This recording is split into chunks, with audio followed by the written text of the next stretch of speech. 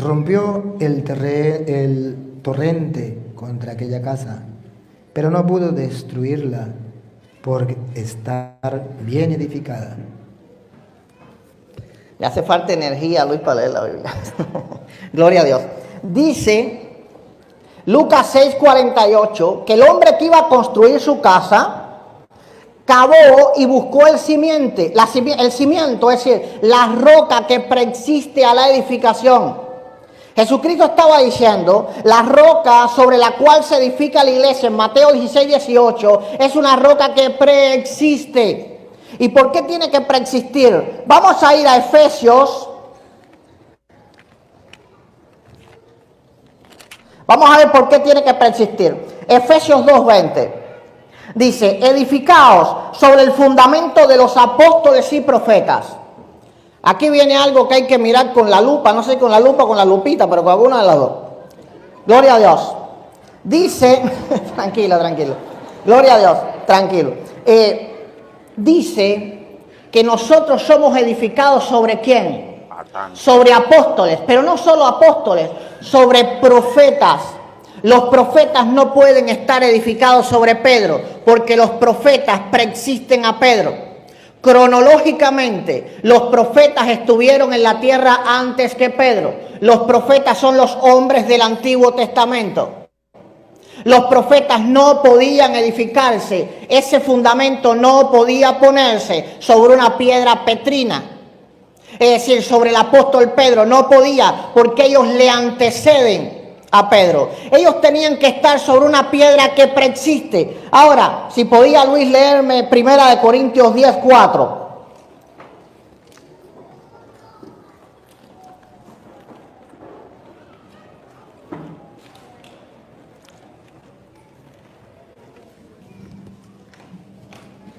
Y todos bebieron la misma bebida espiritual, pues bebían de la roca espiritual que les seguía, y la roca era Cristo. Está hablando del Antiguo Testamento. Dice la Biblia, y todos bebieron la misma bebida espiritual porque bebían de la roca espiritual que los seguía, y la roca era Cristo. Es decir, la roca sobre la cual se edifica la iglesia preexiste a los apóstoles.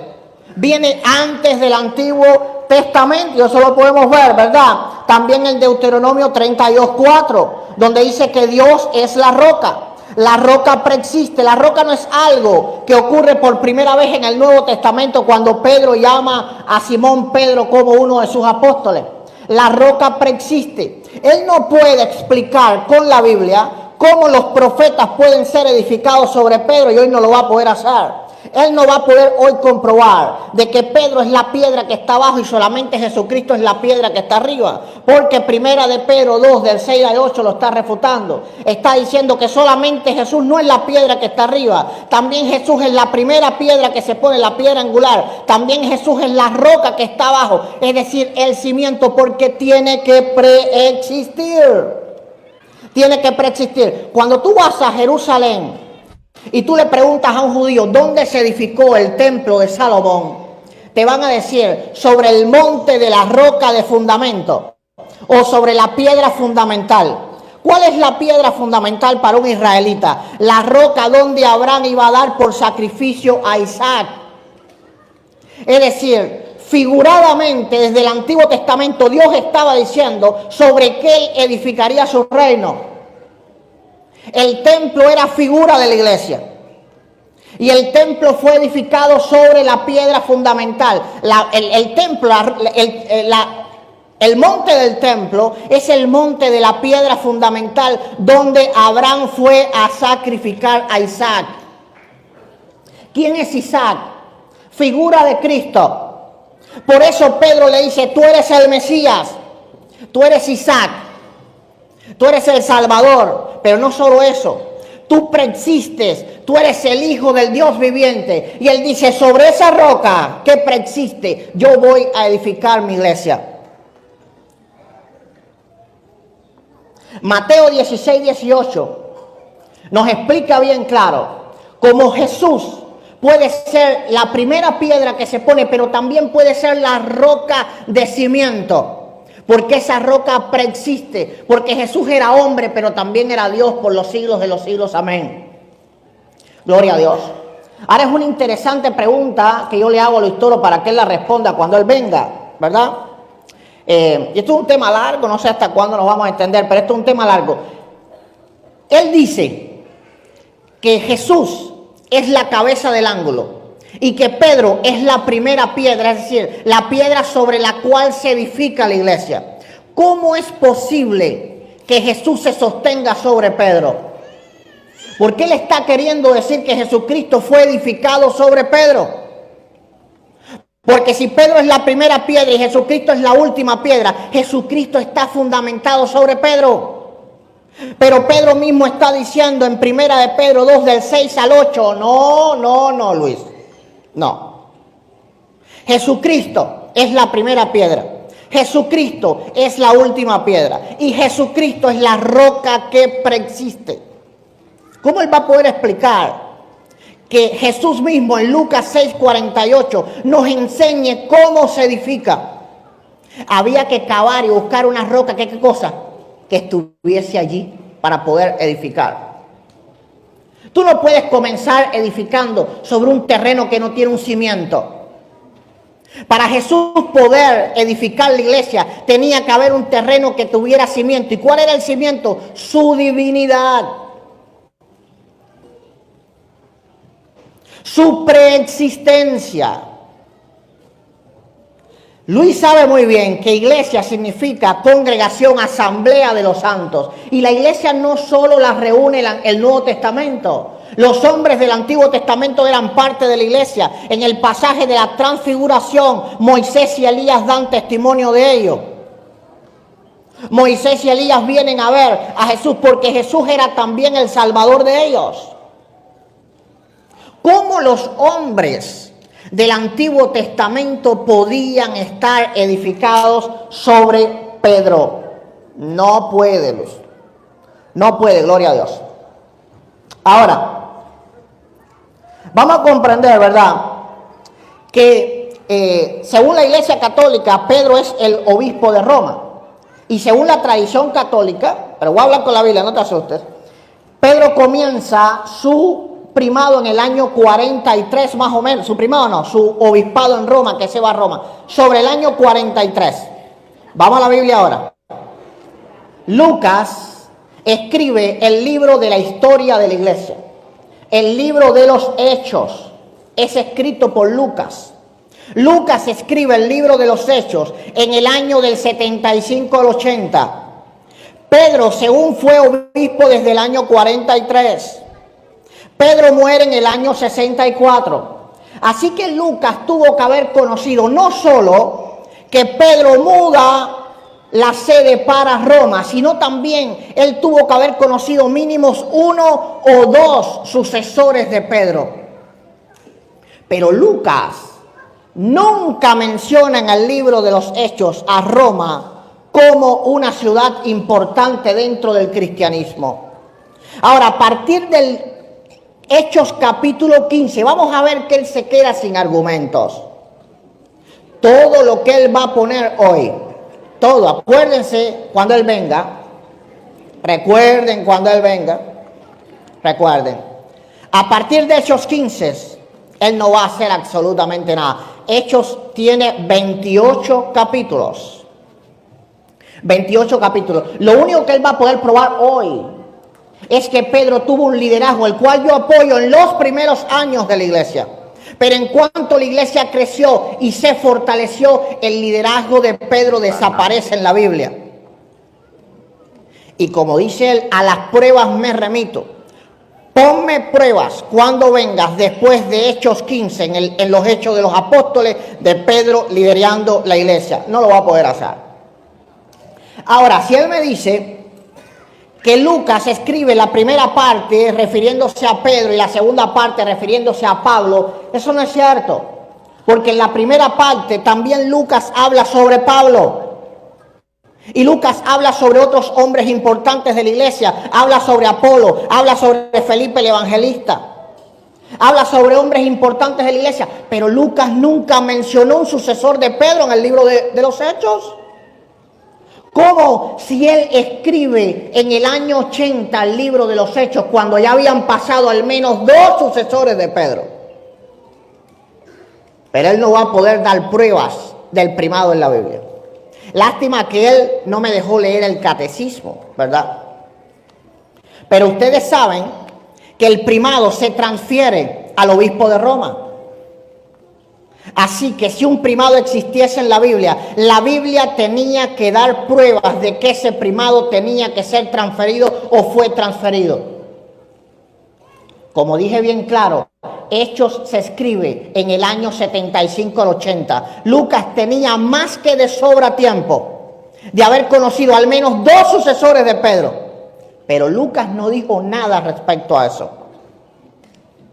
Absolutamente nada dijo Lucas respecto a eso. Ahora, vamos a comprender que 3 evangelistas refirieron el pasaje de la confesión de Pedro. 3 evangelistas. Mateo, el que estamos leyendo, Lucas y Marcos. Los 3 se ponen de acuerdo. Esto es un argumento que él no va a poder refutar. Los 3 se ponen de acuerdo en referir las palabras que Pedro le dijo a Jesús. Ya sabemos lo que dijo, ¿verdad? En Mateo 16, 16. Ahora vamos a leer ahora a ver si nos lee el buen amigo Luis Toro. Marcos 8, 27 al 30. Marcos 8, 27 al 30. Vamos a ver que los 3 se ponen de acuerdo en mencionar lo que Pedro le dijo a Jesús. Tú eres el Cristo, el Hijo de Dios. Marcos 8, 27 al 30. Oh, perdón. Salió Jesús con sus discípulos hacia los pueblos de Cesarea de Filipo, y por el camino hizo esta pregunta a sus discípulos: ¿quién dicen los hombres que soy yo?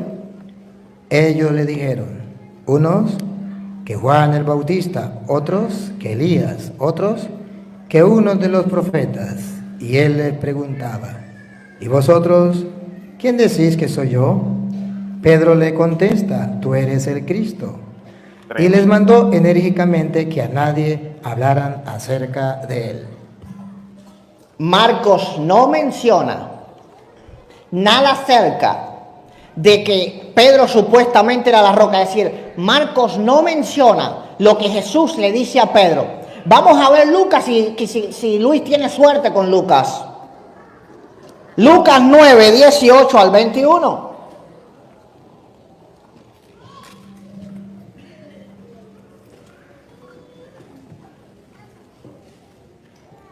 Estando una vez orando a solas en compañía de sus discípulos, les preguntó: ¿quién dice la gente que soy yo? Ellos respondieron: unos que Juan el Bautista, otros que Elías, otros que un profeta de los antiguos ha resucitado. Les dijo: ¿y vosotros quién decís que soy yo? Pedro le contestó: el Cristo de Dios. Pero le mandó enérgicamente que no dijeran esto a nadie. Tampoco tuvo suerte con Lucas. 3 evangelistas refieren el pasaje de la confesión de Pedro. Los 3 se ponen de acuerdo en dejarnos saber una cosa a nosotros: tú eres el Cristo, el Hijo del Dios viviente. Pero solamente uno de los 3, Mateo, quiso hacernos referir lo que Jesús le había dicho a Pedro. Eso es una prueba clara que para la iglesia temprana, es decir, para los escritores bíblicos, lo más grande que había ocurrido aquí, en este pasaje, no era que Pedro fuera o no fuera piedra, que ya vimos que no lo es, sino que Jesús es el Cristo, el Hijo del Dios viviente, porque sobre esa confesión es que todos los cristianos entramos al reino de Dios. Cada uno de los que aquí se considera cristiano, ¿por qué? Porque Jesús es el Cristo, el Hijo del Dios viviente. Nadie se considera cristiano aquí, en esta sala, ni nadie que nos está viendo, por ninguna otra razón que porque Jesús es el Cristo, el Hijo del Dios viviente.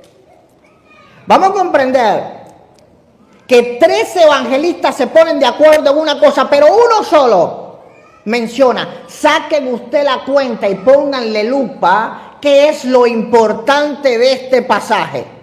Lo importante de este pasaje es que Jesús es el Cristo, el Hijo del Dios viviente. Ahora, cuando Él venga, Él va a tratar de cambiar la película, por supuesto. Pero no tuvo suerte ni con Marcos, no tuvo suerte ni con Lucas, le queda solo Mateo. Conmigo están 13 evangelistas. 13 evangelistas apoyan mi posición, porque Mateo también incluye que Jesús es el Mesías, el Hijo del Dios viviente. Un solo evangelista apoya su teoría. Vamos a comprender que Pablo no reconoce un primado en la iglesia. Si leemos 1 Corintios capítulo 1, versos 11 y 12,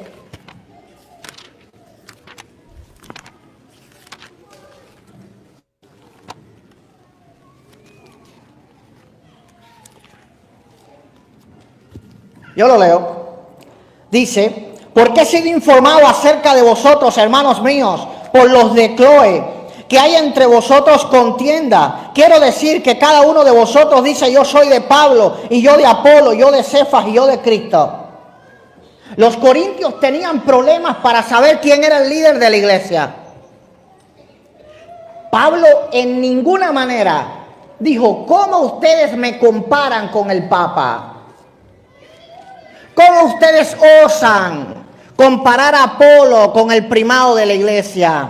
No.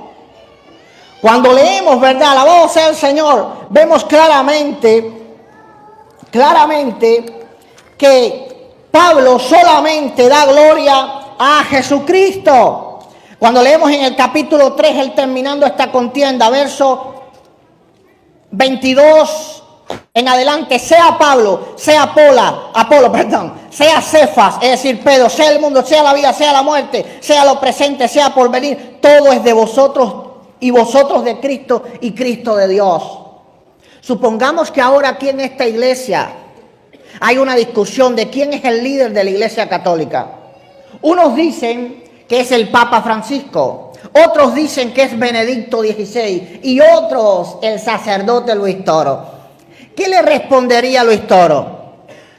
Luis Toro les diría algo así: primeramente, Jesucristo es el primero, pero después de Cristo, el Papa Francisco. Esa no fue la respuesta de Pablo. Así que yo le aconsejo a Luis tomar una máquina del tiempo y darle unas conferencias a Pablo. Pablo no se había enterado de que existía un primado. No se había enterado de que existía un primado. Entonces, ¿dónde está el primado de Pedro? Ahora, para Pablo, en Efesios 2:20, no hay un fundamento de un solo hombre. Vamos a ir a Efesios 2:20. Gloria a Dios. Vamos a ir a Efesios 2:20 y 21. Importante el 21. Muchas veces nadie casi lo lee, pero ahí está la clave de todo. Ahí está la clave de todo. Vamos a ver en quién se edifica la iglesia, porque la Biblia sí dice en quién se edifica la iglesia. Dice el verso 20: edificado sobre el fundamento de los apóstoles y profetas, siendo la principal piedra del ángulo Jesucristo mismo, es decir, la piedra que va en la esquina noroeste, no la cabeza del ángulo que él quiere decir que es lo único que es Jesucristo en la iglesia. Ahora, el 21 es más importante. ¿En quién? No dice en quiénes. ¿Cuántos trajeron Biblia? Levanten la mano. Gloria a Dios, bastante, qué bueno. En el primer debate con él, muy poco lo traían. Pero ahora sí, gloria a Dios. Van a poder leer que no dice en quiénes. En Pedro no se edifica. En quién todo el edificio bien coordinado va creciendo. ¿En quién crece el edificio, Luis? La Biblia no dice en quiénes. Ahora, ojo con esto, Pablo ni siquiera da el fundamento de un solo hombre. Pablo da el fundamento de todo lo que es el Antiguo y el Nuevo Testamento, no solo los apóstoles, también los profetas. ¿Cómo él va a poder edificar los profetas sobre Pedro si los profetas iban antes que Pedro? No lo va a poder hacer. Él lo único que va a hacer hoy es mostrar a Pedro predicando y convirtiéndose mucha gente. Él lo único que va a hacer hoy es Pedro tomando grandes decisiones, porque Pedro era un líder indiscutible, pero no tenía un primado. no se edificaba sobre él. Y el verso 21, no te impacientes, dice, en quien, ¿dónde dicen quiénes? ¿Alguien tiene una traducción que diga en quiénes? Yo creo que no. ¿En quién? En uno solo. En quien todo el edificio, bien coordinado, va creciendo para ser un templo santo en el Señor. Ahora, él puede decir que esto es en quién es el fundamento, pero en quién no es en qué, para que no trueque cuando venga. En quién no es en qué. En quién es una persona y no es en quiénes. Es en uno solo. Así que ahora él va a tener que decir que la iglesia se edifica sobre un solo hombre. Él va a tener que elegir si es Jesucristo o si es Pedro. Pero la Biblia dice en el verso 21 que es Jesucristo de Nazaret. ¿Cuánto le alaban? Gloria sea al Todopoderoso. Es decir, hemos visto que Jesucristo preexiste. Ahora, la pregunta importante es, ¿Pedro sostiene a Cristo? No, Pedro es parte del cuerpo de Cristo. Conforme Efesios 1:21 en adelante. Porque la iglesia es el cuerpo de Cristo. ¿Acaso Pedro no es parte de la iglesia? La iglesia no puede estar sobre Pedro, porque Pedro está dentro de ella. A no ser que él piense que a Pedro le excomulgaron. Mateo 16:18 dice algo importante. Y dice la palabra sobre. Sobre es que esa roca va abajo. Pedro no puede ser esa roca. Número uno, Pedro para ser esa roca tiene que preexistir para que los profetas puedan ser edificados sobre él. Él no va a poder explicar eso.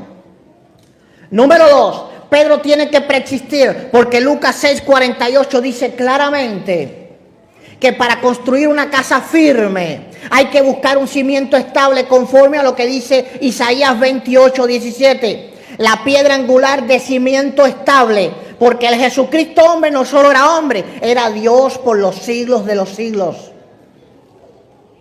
Era Dios por los siglos de los siglos. Ahora, la Biblia sí dice claramente que Jesucristo preexiste. Primera de Corintios 10:4, la roca que lo seguía en el desierto, el cual era Jesucristo. Así que en el tiempo de los profetas Jesús sí estaba.